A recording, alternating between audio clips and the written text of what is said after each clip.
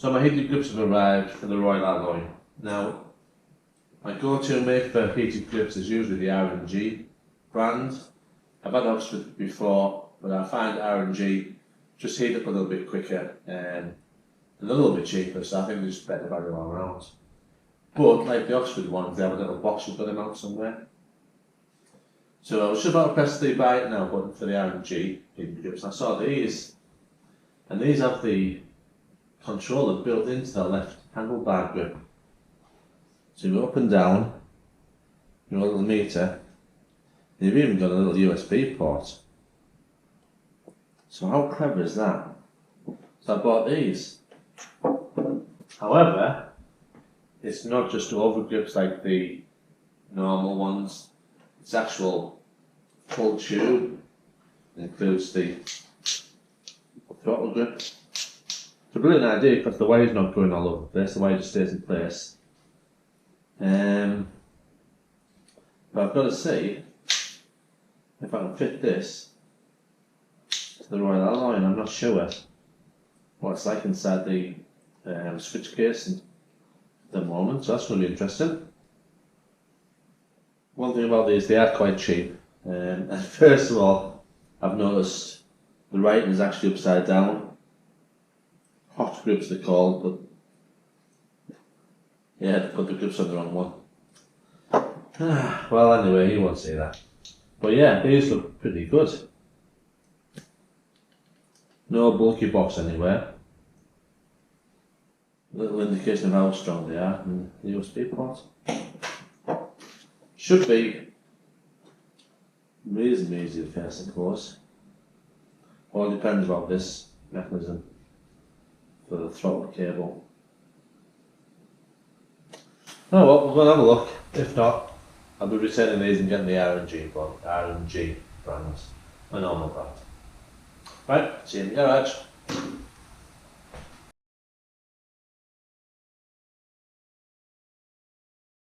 Before I put them onto the bike, I'm just going to try them first. So, we're already on, I don't know if you can see that or not. We're up to 5, and our little buttons.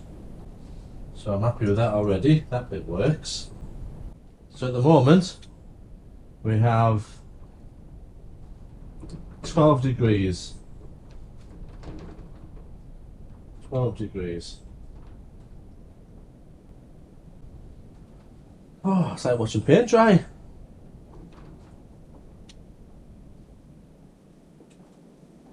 $20 degrees. We're not quite at 3 minutes yet. 21 degrees. Okay, 4 minutes.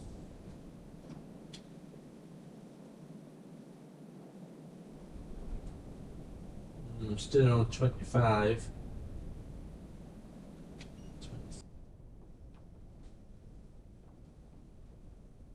35, 36.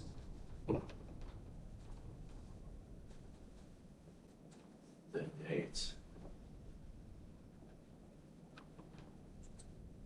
39.5.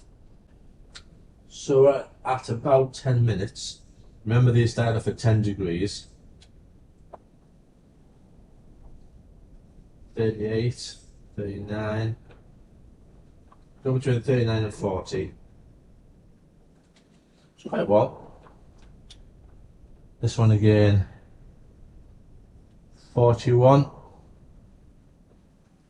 Let's see that now. 41.5.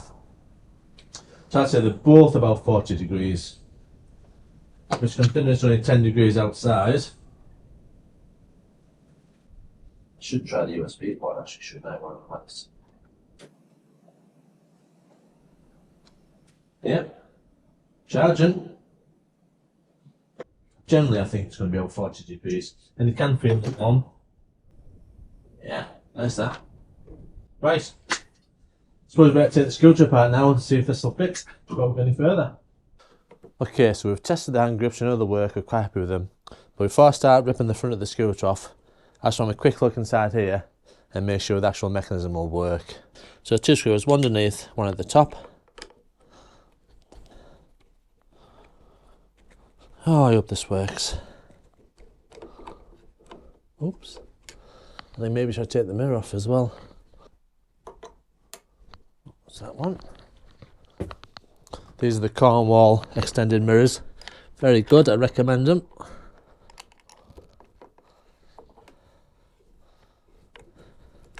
Alright. Don't lose the nut in the washers.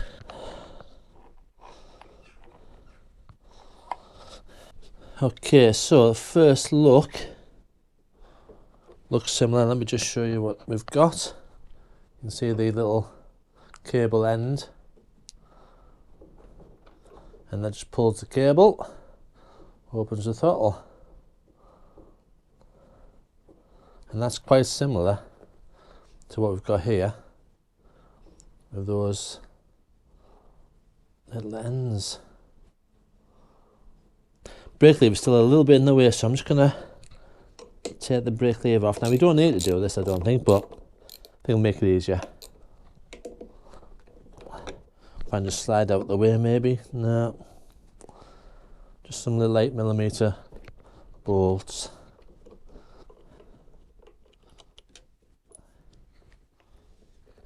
Alright. That's the brake lever out the way. There's the cable there. So we're just going to unhook that cable and put this new one on. So we'll take this off first, which means just taking the bar end off. Nice and simple. Right, that's loose. The only thing that's keeping that in place is this little cable, so I'll show you how that comes out. There we go, look, see that? Just pull it out sideways, and that is the throttle off. And that is what we're going to put on. Well, there's a bit of difference in size, isn't there? That's going to go through there. It's a bit fiddly, isn't it? Then it turns. So that is now locked in position. If you can see in there.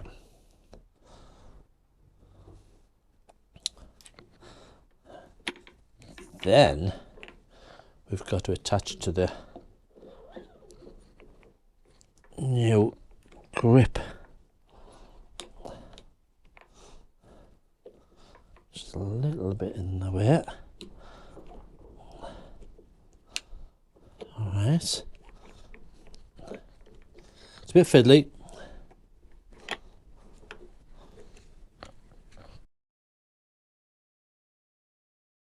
This only goes in one position. If I can show you, there's a little peg, and it's got to go in that hole there, like that. And put the wire back up through the hole with that little locky thing. Okay, bring our new throttle cable over, slide that in and on, make sure that's on, locate this in the right position, which is somewhere like that. Right, perfect, and simply bolt them back together again. Doesn't need much movement on that throttle, does there? There's a little bit where it catches.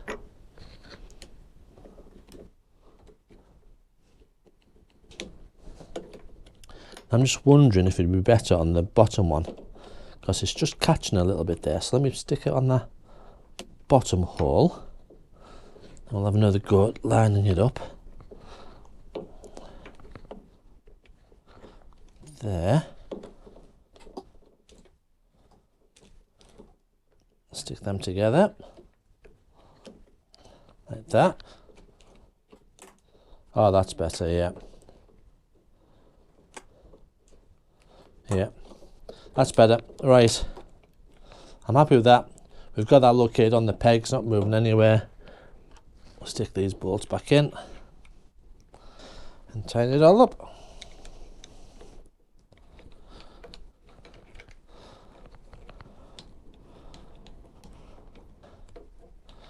Righty tidy. Right, I'm happy. Let's put it all back together again.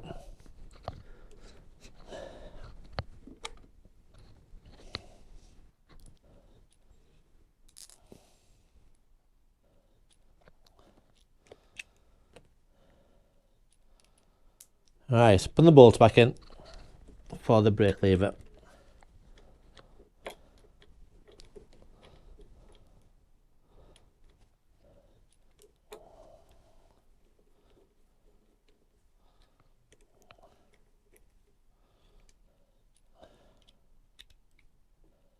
Just nip them up a little bit.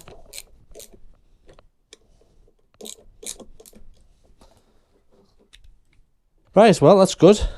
See if the bar end fits now, because that was a lot longer before, wasn't it? Yeah, it's not going to fit. So the other issue we have now, if I tighten that up, it'll stop it moving, it'll be friction. So this bar end mirror problem.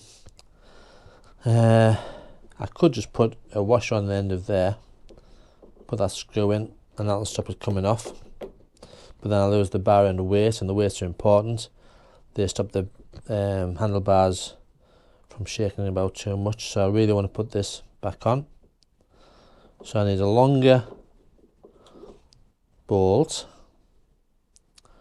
with a lock nut on, and then just screw this into place up to it. I'll put some Loctite on so it doesn't come out. So yeah, need a longer bolt. Right, I've been measuring how far that goes in, plus the bar end weight, and I haven't got anything long enough at the moment. This bolt is 55, it's just too short, so I'm going to have to order some 70mm long M6 bolts.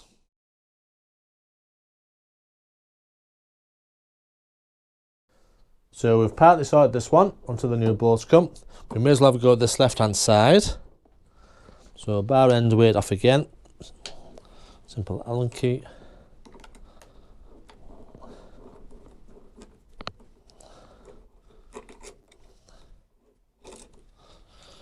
Put that somewhere safe. Right, this grip is solid. I don't really want to cut it off. I'll try the old WD-40 trick. Get as far as we can.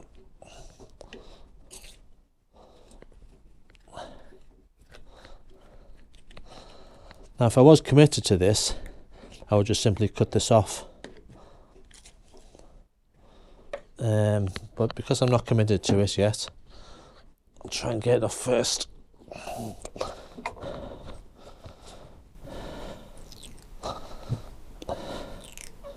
know if you can hear that, but you can hear the glue coming apart. There we go. It was just glued on. So once that's broke, it's come off nicely. This just slides on, and when it's on, it tightens by the little bolt there. Little Allen bolt. So we'll slide it on. I think about where I want it. I'd like to see the indicator lights, but I would actually like to use the USB slot as well. Something like that. Right, tighten that up.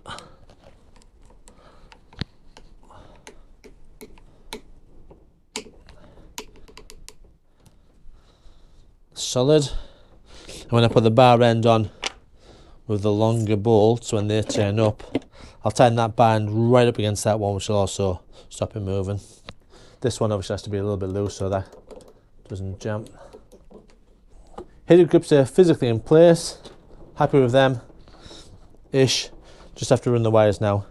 The wires are going to go in through the headset, down through the nose cone, under the bike to the battery, but it needs to be on a switched live. Now you might see on the previous video I put a fuse box in there. I've now come up with a better idea for fuse box, much easier. However, in that previous video, I did put another spare wire up into the area behind the glove box. So it's going to be a bit easier for me. I'm just going to connect up to that ignition live wire. But we'll take this off and have a look at the rest. Well, the first thing is to do is to take the headset off. There's two little screws holding the front headlight in place. There's two little screws, don't lose them. Then there's actually two screws up here as well, which are quite difficult to see. Oop, that's a little one.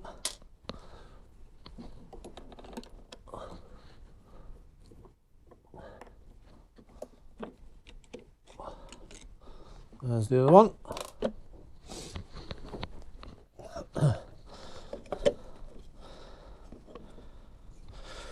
And under here is the speedometer cable, which I'm going to show you there, the black cable in there, which for now, just to make things a bit easier for the video, I'll try and unplug. There we go. Just have to push down on that little clip there to release it. While we're in here, you can see the way the wires are going to come through, and they're going to go down there. We've got the headset off, and now is a good chance to try a plan B. Now I'm obviously going to go ahead and take off the glove box and the Horncast and the Mudguard to get my blue wire up from behind the glove box up to here, where all the wires are for the heated grips. But what you could do to save all that work, if you have some thickish wire, you could try feeding it down one of the holes, down the Horncast, under the Mudguard, under the bike, to the battery or your ignition live. So that's really what we need to do. So if I can just show you the holes, so if you can see where the brake cable goes through, just down there, and also the wires, the main harness comes up this side. There's also some space down the back there by the looks of it, but brake cable, brake hose or main harness side. Now the main harness side, this side, has the ignition lock, that could be in the way. So I'd try and go down the brake hose side personally. You could try coming up, or you could try something maybe like a straightened out metal coat hanger to try and feed that down. If it did work, it would save you a load of time taking the front of the bike apart, but yeah. So we'll see how it goes. So I'm just going to put it down there. See how far it goes. Maybe have a go for 5 minutes. Oh, that's going down. That's going down. Right, we've just hit. I think that's the Mudguard. Let's see, it went down that far. Yeah, it's in the top of the Mudguard.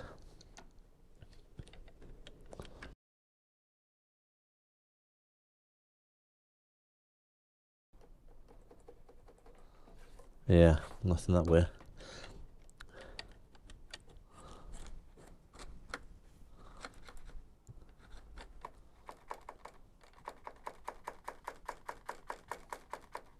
That's it, hitting the top of the Mudguard.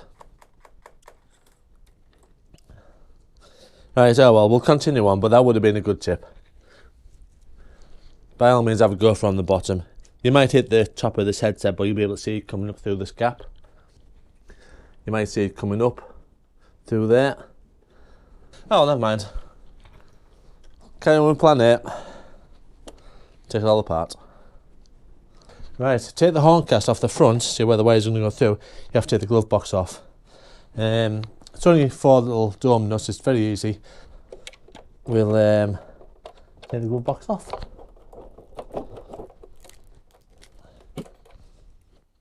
One, 4 little dome nuts. Just pulls off. And the washers, of course. And my spare wire that I mentioned earlier is this blue one.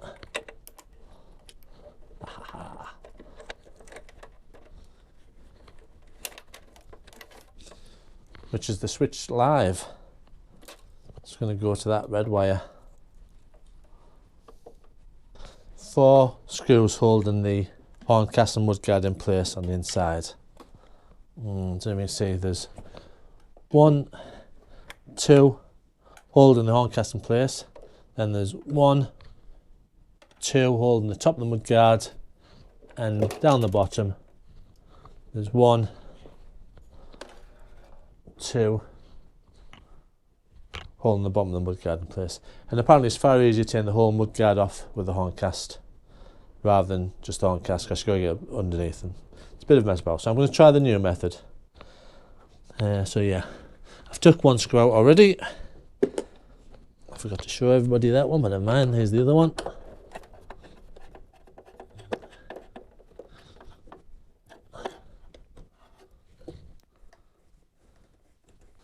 Right, there's a bolt under here. If you're very careful, there's a little slot there.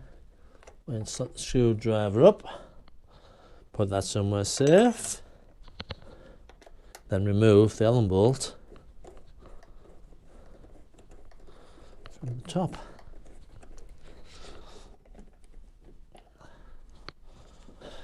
Four bolts, 4 Allen bolts holding the Mudguard in place. Now, I haven't done it this way before, but one of the viewers mentioned this is easier than just crawling under the Mudguard to get the 2 screws out.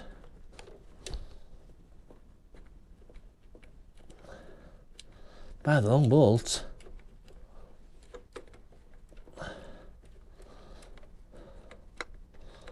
Right, 1, 2 plastic washers on them.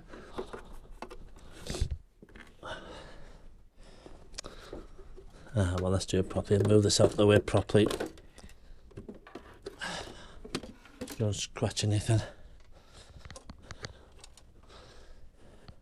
It's better, isn't it? I should have done that in the first place. Right. This should just slide off now.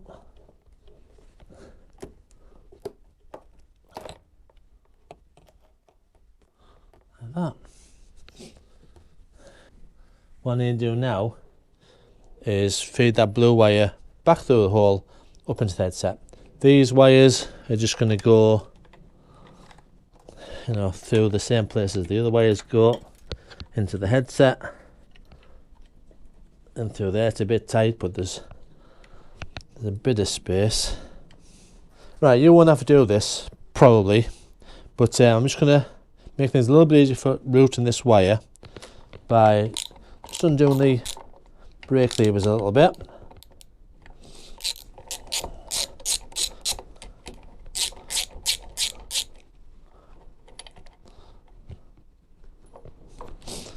So this wire is going to now come up the inside of this brake lever.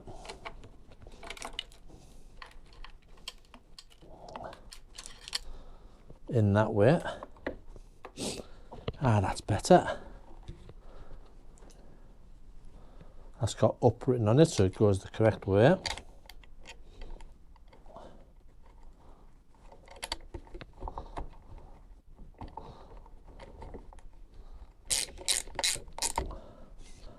Right, so that wire is much neater now. Through there. Same on that side. Like I say, you might not have to do this, you might, if you don't get this particular unit. And it might just fit through there actually. It might do. But I like it nice and neat. So we'll just loosen this off again.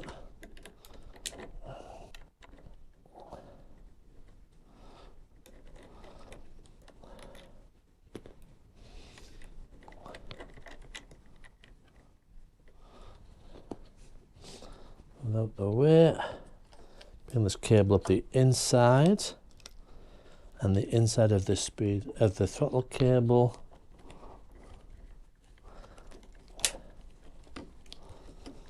Up the inside, nice and neat, into the headset.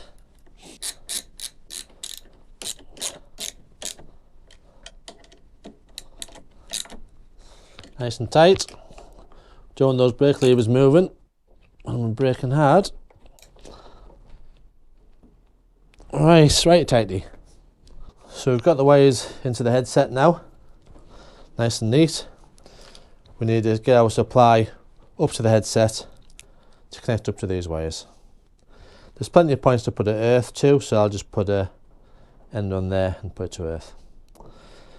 Now, like I say, I've already got a supply here. I just need to get that up to the top. You'll have to run a wire from the battery or the fuse box up to this point. And like I said before, you want to put a fused ignition powered fuse box in. I'll put a link up there to the one that I now recommend, or one of the ones I would recommend. Right, blue wire. So this is our blue wire, which I've already got.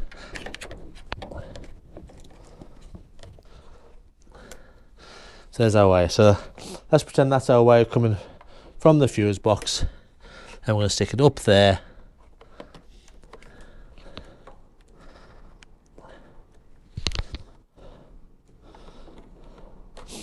And there it is, our power supply connected up. Right, so I've just put an earth onto that bulb there for now, and I've just connected up my fused wire to here, so we'll try it. Oh, excellent. So it remembers the last setting on here, which is good if I want to turn them on.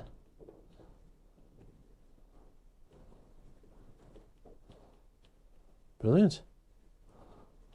Right, I've decided to solder this and put some heat shrink over it rather than do a connection. It really doesn't matter which one you use.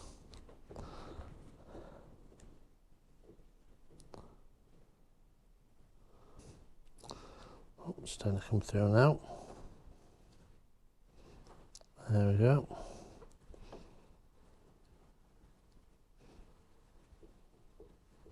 Right, so that's soldered, and that would probably do quite by itself if you want to wrap a bit of tape around it. I've also got these soldered joints, which you heat up, heat shrink, and the solder inside. Then I've got some more heat shrink to go over, so it's extra protection. Now my heat gun hasn't turned up yet, so very carefully.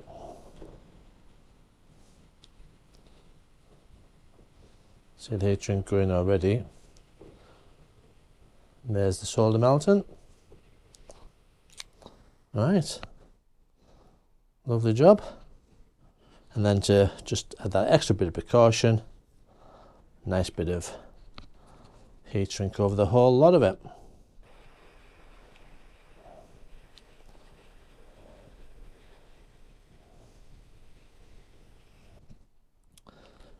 Plenty of space in there for everything. Now it's a case of doing what Mr. Haynes says and reversing what we did earlier. So speedometer will get connected up, bolted on, screwed on. We'll fit the Horncast and Mudguard back on, fit the glove box on. Right, we've gone fitted. What do I think of them? Well, let's start with the advantages. First, the price. They're half the price of ING, probably a third of the price of Oxford grips. They're a much neater solution. There's no box up here to mount with all the buttons on. It's all built into this handset. More practical because they've got a USB port under there. This one's really easy to fit. This one on the grips, you have the wire mechanism comes all the way up with the throttle. This is much neater. It's just the throttle moves. This unit stays in place. The wires are nowhere near the brake lever. All lovely in these. So plenty of advantages. So disadvantages. Well, this throttle side took a longer time to fit than the simple slide-on grips. Very fiddly. A bit annoying at times, to a bit of extra work, but now it's on, it's pretty good. The other disadvantage is these are longer than the standard grips, so the bar ends won't fit on with the normal bolts anymore. The bolts don't reach, so I've had to order some new bolts so I can stick the bar end weights back on. But until we actually get out on the road and actually try it with some gloves on, I can't really give my final thoughts. So I think that'll be the next job. Get out and have a ride. Right, it's freezing cold. So first of all, see if the USB is working. And see we're charging. That's rather good. Start the engine first.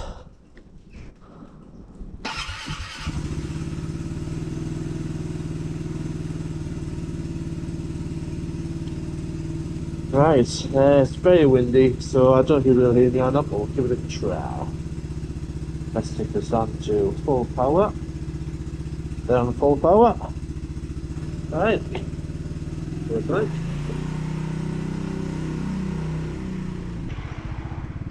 Well, I've only been going about a minute and I can feel the heat already.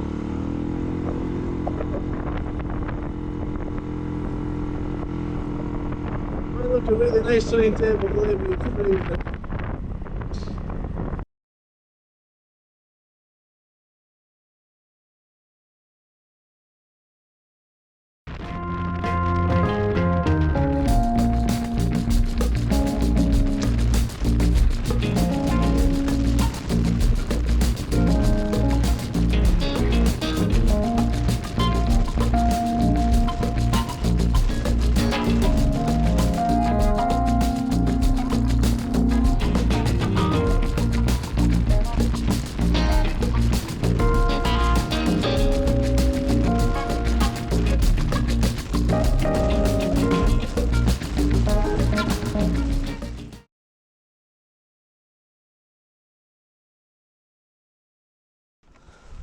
That was a cold ride, windy ride, but my hands are toasty and these grips are really good. I'm really happy with them. Would I recommend them? Yeah, as long as you don't mind a bit of work and maybe a bit of fiddling about. They're a much neater solution than the overgrips. They're a much more practical solution, even though my USB charger fell out here, look. There's no box anywhere, the big buttons on, it's just all on the little thumbs. And this is a much neater, cheaper solution. So what's not to like about them? Alright, well, I hope you enjoyed the video. I know it was a long one, but even if you don't buy these and you buy the over grips, you'll still see the idea behind the wiring. We should give you a good guide of how to fit them. But for now, everyone have a good Christmas. I'm going to put my feet up. I'll see you in the new year with a few more videos at Tony's Garage. Thanks for watching.